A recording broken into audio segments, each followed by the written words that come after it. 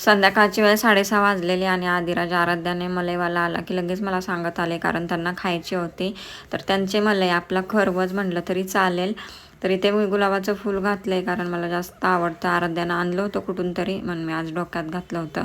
त्या दोघांनी त्यांना थांबवून ठेवलेलं आणि 10 आणि 20 रुपयाची घेतली ना मलई, त्या दोघांना पुरत नाही. त्याच्यामुळे मग आम्ही सगळेच खातो. मग मी पाव किलो घेतली, मग 60 रुपये पाव किलो आहे. तर गावाला 2-3 डबे म्हस विल्यानंतर कुकरचे डबे खरवस व्हायचा, तेव्हा खाऊ वाटायचा नाही आणि आता चव येते त्याची, विकत घेऊन खातो आहे. इथे खरवस वगैरे खाल्ला आणि त्याच्यानंतर कपड्यांच्या घड्या काढलेल्या. मी कपाट सगळं आवरलं होतं. आदिराजला हातपाय धुवायला लावले म्हणून तो इथं रुसून बसलेला की मला नाही धुवायचा. त्याच्यानंतर संध्याकाळी जेवणामध्ये पावट्याची उसळ केलेली मस्त अशी. कोणाकोणाला आवडते नक्की सांगा कमेंटमध्ये.